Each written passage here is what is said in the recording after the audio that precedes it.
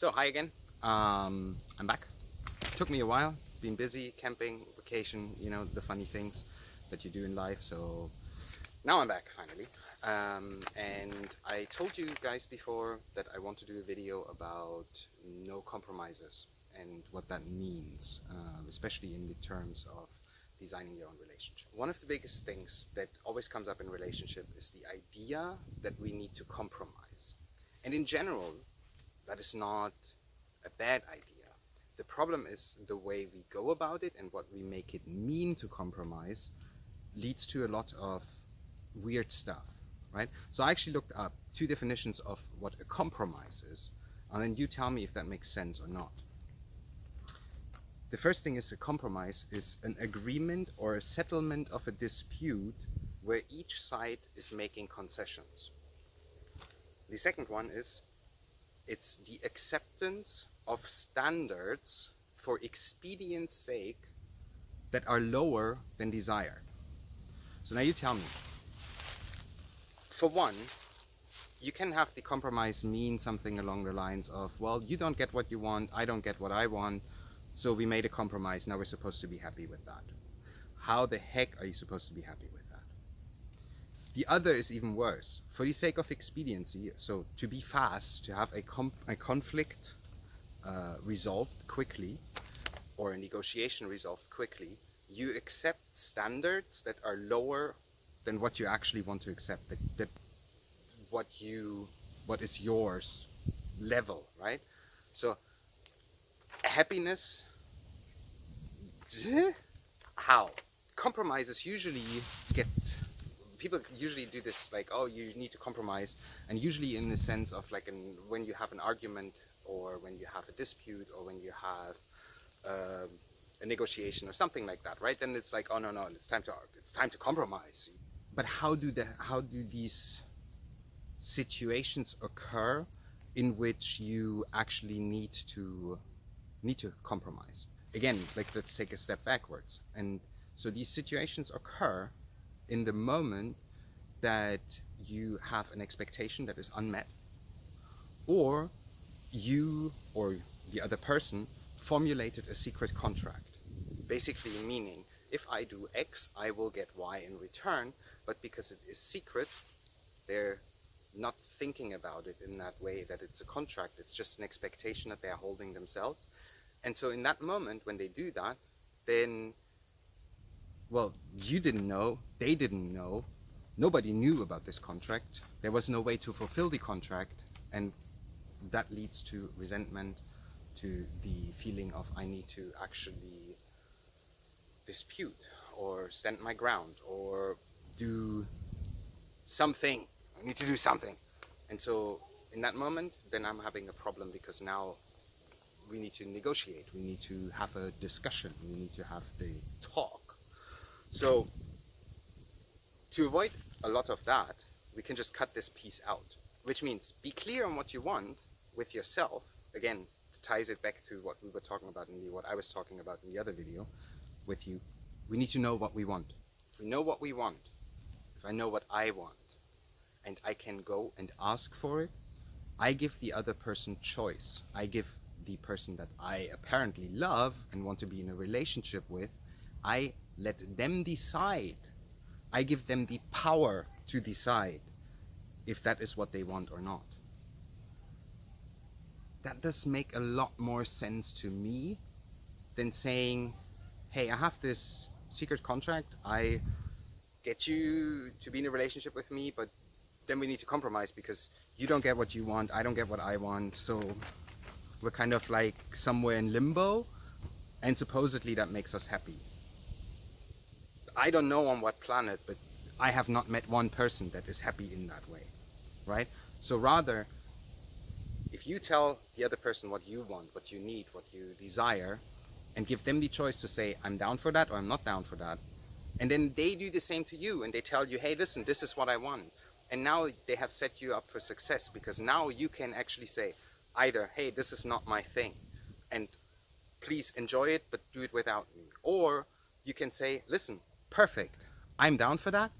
And because I know exactly what you want, I can be successful in giving that to you. But if I don't know what you want, shooting darts in the dark.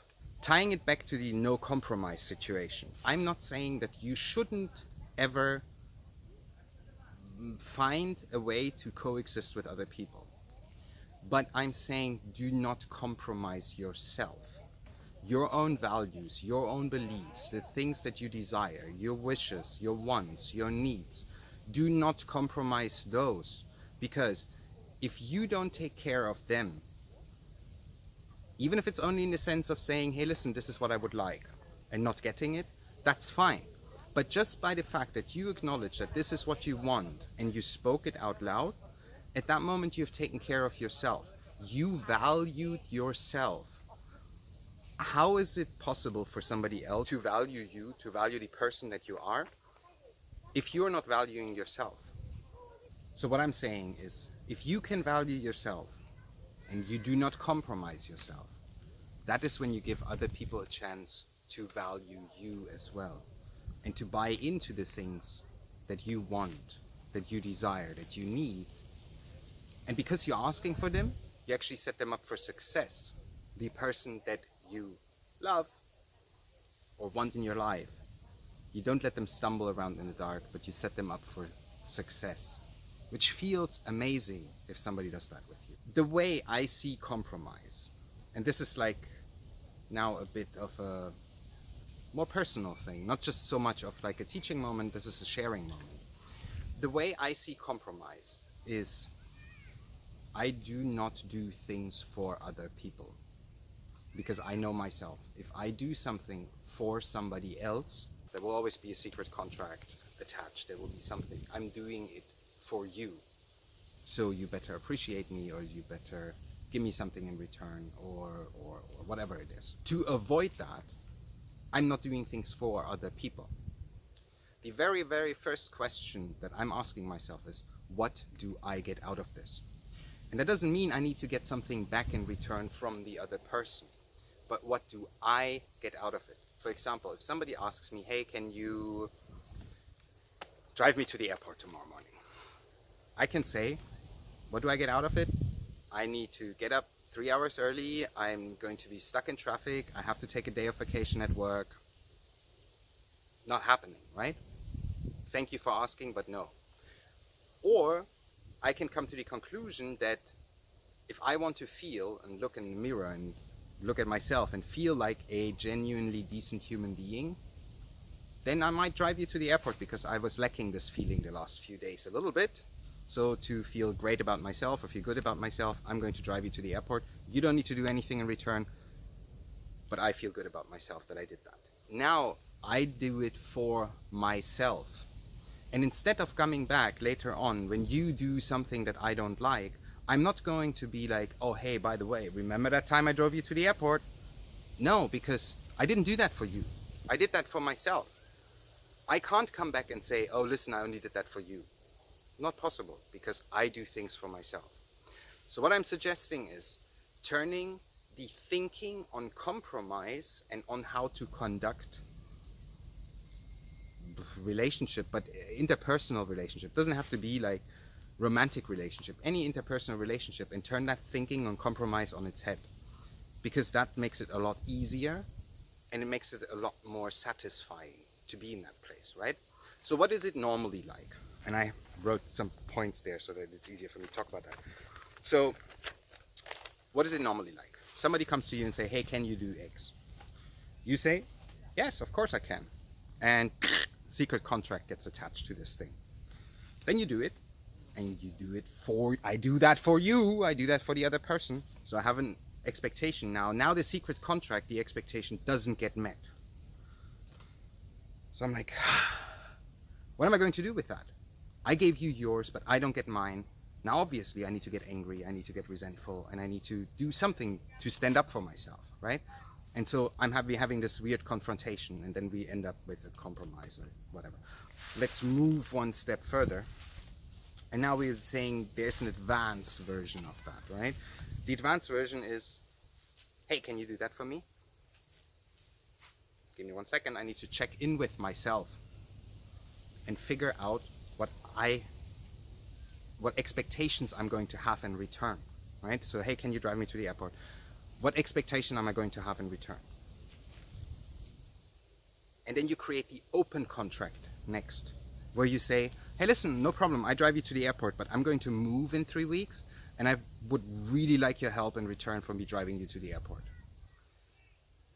That might sound like tit for tat, and oh, we have all these like judgments around that, but it's an open contract. And if the person says then, hey, listen, I can't help you moving, but I would still like you to take me to the airport, and you say, well, it's either or, and you say, well, then I appreciate it, but I rather not you drive me to the airport instead of, and then expecting me to help you move, right? So again, it's a negotiation at that point, because everything is out in the open and we can actually communicate about it instead of just being grumpy and passive aggressive and resentful and all kinds of crappy about it, right? You create the open contract. Hey, I would like you to help me move. The person says, sounds fair. You take me to the airport. I'm going to help you move. Boom, open contract. I know exactly when I'm getting mine. The other person's getting theirs. And then the contract, the open contract, is fulfilled, and there was no resentment, there's no weird feelings going on, right? Now let's take this another step further. And in the next step, this is what I'm calling the masterclass, and I'm absolutely honest, I'm still working to get there. I'm close, but I'm not 100% there yet, right? Not all the time, because just like every normal human being, there are moments when the programming takes over from me. And as conscious as I am, sometimes there's just something going on where programming, and then I'm running on autopilot for a second until I'm going like, wait, I know better than to do that. So, master form. Hey, can you do something for me? Can you take me to the airport? Now I'm checking in with myself, and I'm aligning what you want me to do with my values and beliefs. I think it is genuinely a decent human trait to help somebody else out, to take them to the airport when they need to. Okay, now this is my value. I have aligned your request with my value. And now there's no problem. Again, I'm getting this feeling of being a decent human being out of it. So I'm not doing it for you, I'm already doing it for myself. You gave me the chance to do something for myself. Once I'm getting to this point, I'm actually constantly in this place where I need to give you something back because you gave me the chance to feel good about myself. Huh? Crazy, right? Then I'm going to do this thing, I take you to the airport. And then there's nothing that you need to do in return. Because I'm already feeling good about myself. We high five when you come back. And I say, hey, do you need me to pick you up again as well? Because I'm feeling really good about myself that you gave me this chance to do this and whatnot. So might as well, please, can I pick you up? So again, the idea is not to stop doing things for other people. The idea is figuring out how you function, what your steps are, what kind of secret contracts you attach to them, what your needs and wants are, and then go from secret contract to open contract and clear communication and giving people the chance to buy in or opt out, to then the master step where you align your values and their desires, where you align your values and their desires, yes, already said that, and they start matching up so well that in the end you're not doing it for other people. So basically you're not compromising, right, at that point, at that master stage, because at that master stage you do not need to make concessions, right? It's not an agreement or a settlement where both sides need to make concessions, because the other person get what they want, you get what you want already, right off the bat. There is no acceptance of standards that are lower than desired, because the other person gets 100% of what they want, I get 100% of what my values are, they get confirmed, they get reaffirmed, and I'm getting everything out of it that I could possibly ask for. So, woohoo! No more compromises. Tune in next time. By the way, subscribe, like, do your things in the YouTube corners, and I see you to the second part of the relationship design series, class, thing, whatever. And I hope that this video right now cleared up a little bit of what I was saying before about the needs, wants, and desires. And in the next video, we're talking more about that. And so hopefully this helps a little bit with tying those two things together. Until then.